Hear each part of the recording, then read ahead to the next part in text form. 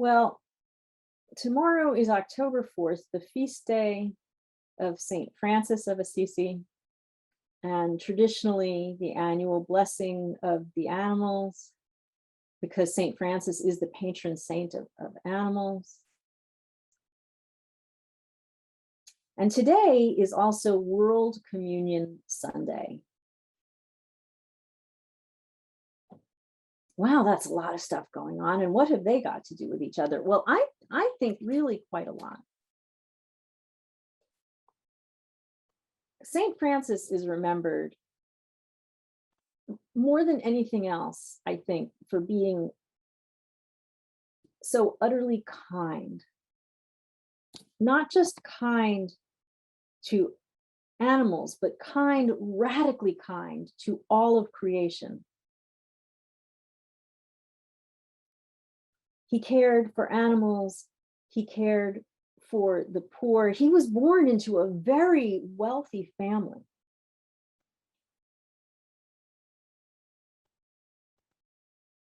And he made a very, very public showing of shedding his wealth when his father became angry at his very religious ways, in order to serve the people who were being oppressed by the system. Funny how oppression has such a long track record.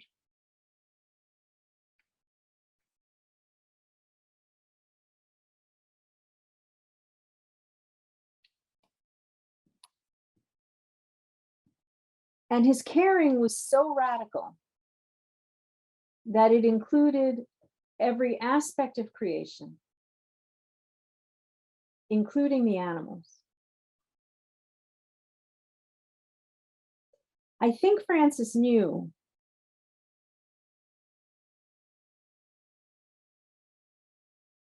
that if you could be kind to even the lowest of the lowest creatures, that it was excellent practice for being kind to all of humanity. Now, one of the things I love about the story of Francis and the Wolf of Gubbio is that he doesn't just command the wolf to stop attacking the village and to stop killing people and eating people. He takes time to understand the wolf. He says, I know you're doing this because you are hungry. How often in our society do we make snap judgments about others without taking the time to fully understand the circumstances that others are in, the contexts of others?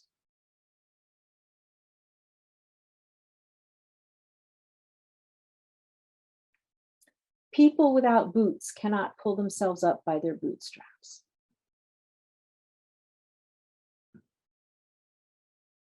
Well, what is that to do with World Communion Sunday? Well, World Communion Sunday is an attempt in a Christian context, but I'll get back to why that's important in a moment. World Communion Sunday is an attempt to bring back together all the fractions in Christianity.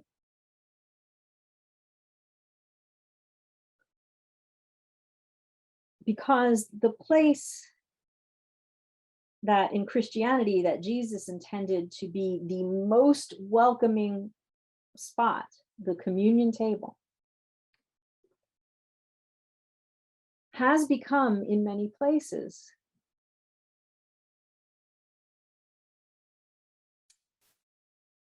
the biggest barrier to many. Well, you're not welcome here. You're not baptized in this particular branch or in this particular church. You're not welcome here if you don't believe this way or if you love differently, or if you, Jesus never placed any restrictions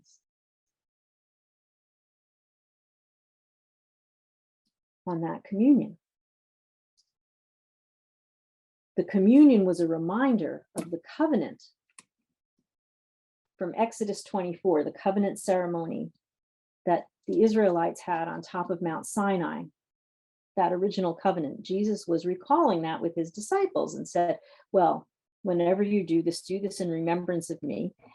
And at its worst, and don't leave here saying, well, Pastor Madelyn says people have, that communion's now just a weapon. That's not what I'm saying.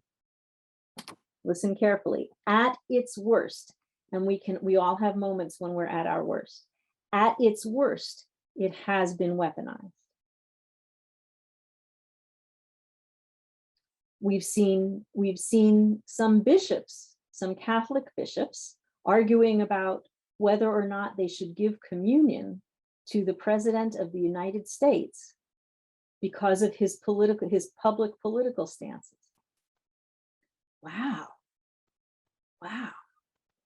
So World Communion Sunday is an attempt to recognize that Christian churches, or any churches that offer communion, have at the root of communion something in common, that we should all be celebrating this together, that we are all coming from the same holy source, that we are all part of the same creation.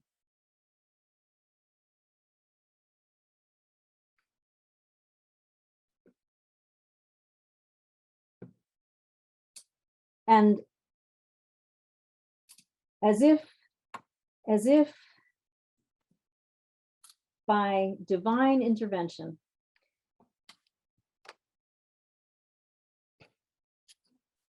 a friend of mine just shared on Facebook a post recently, yesterday, that we must be careful. We, all of us, anyone who claims to believe in God,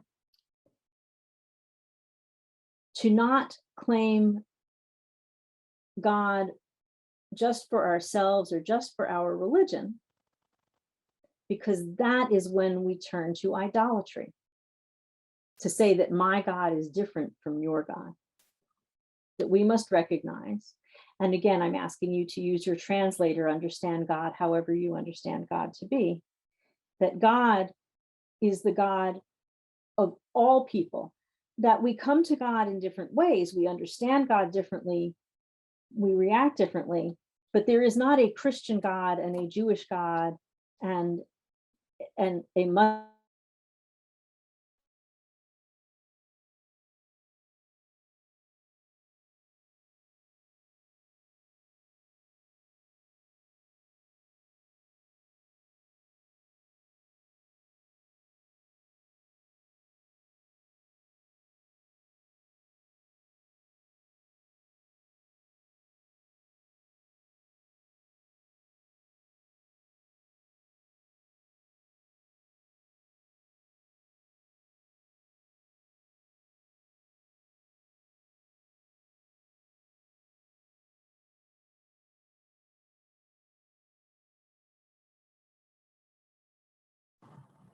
Hello, beloveds. I don't know why I keep getting.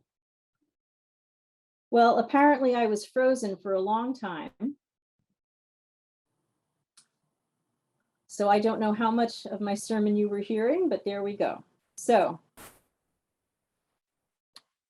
Zoom kicked me off of the internet. I'm back. As I was saying, World Communion Sunday is a start for bringing people together, helping people to understand. Just as St. Francis was teaching that understanding all of creation is a start, understanding the animals is a start for helping people to understand that all of creation matters, that we have to treat each other with the same respect. If I can have love for a small bird or a wolf, how much more then for my fellow human? So if we can take a day in which we welcome each other at communion tables, how much more then can we then learn to be not just ecumenical, which means among Christians, but interfaith? How much more can we learn to celebrate among different faiths? It's critical that we do this. It's critical that we do this. Because, beloveds, I believe we are living in a post-denominational era. Oh, I'm not saying leave the Unitarian Universalist Association. I love that you're here. I hope that you'll stay. But I'm saying that we have so much more power when we work together. And we are less defined now by saying, we've always been this, or we've always been that we can work together and leverage our power to build the beloved community.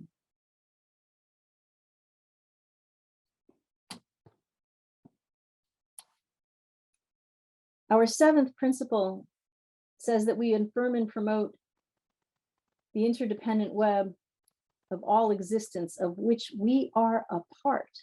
That includes us. That includes us. It includes all the animals that we will bless today, and it includes all the people who surround us.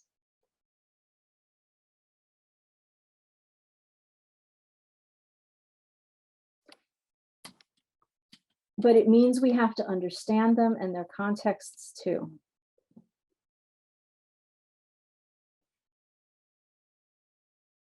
St. Francis didn't ask the wolf to become a person. He didn't go to the wolf and say, you need to be a vegan. Wolves aren't vegan. He didn't go to the wolf and say, you have to move into a house. Wolves don't do that. He didn't say, you have to become like the people of Gubbio. That's right, Judah. He didn't. He did say, we all are going to have to learn to live together. If you stop attacking the people, they will feed you. Come on up. When we meet people who are different from us, our first reaction cannot be, you're welcome here as long as you become like me.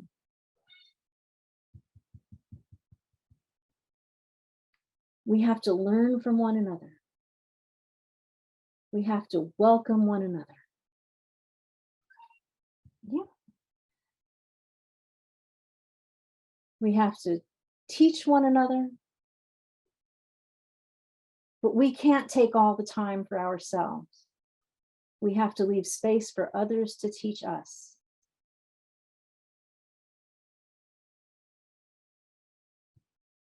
And sometimes we have to go out and meet people in that wilderness area.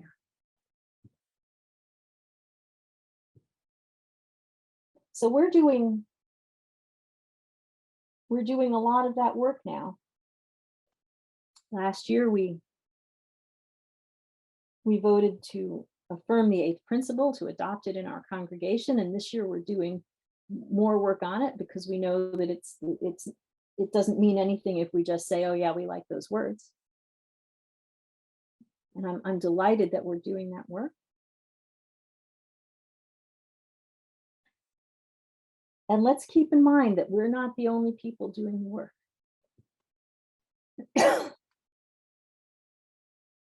Unitarian Universalists didn't invent good work.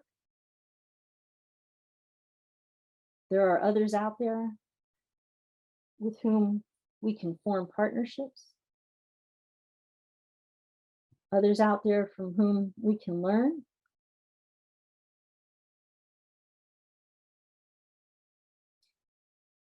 and those within.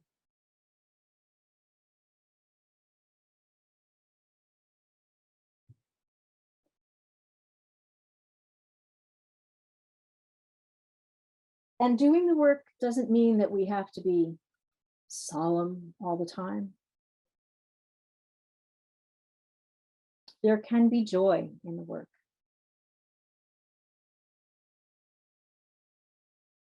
I love the poem today because it's filled with so much joy. When Francis preached love to the birds, they listened, fluttered, throttled up into the blue like a flock of words. It's so beautiful. Danced on the wing for sheer joy. Danced on the wing for sheer joy. Let us not forget the joy. And so today we will be taking time. We will be taking time to thank our two-legged, four-legged, no-legged friends, our furry, feathered, scaly friends, for the comfort and joy that they bring us.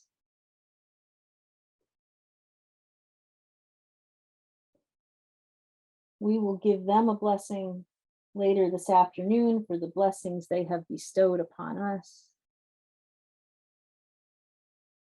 because they and we are all bound up in the beauty of creation. Let us remember that we are all a part of creation together. We are not in an isolated UU Church of the Lehigh Valley bubble.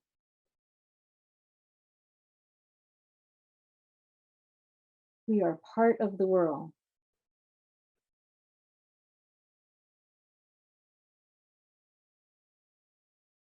Let us make our part a better place.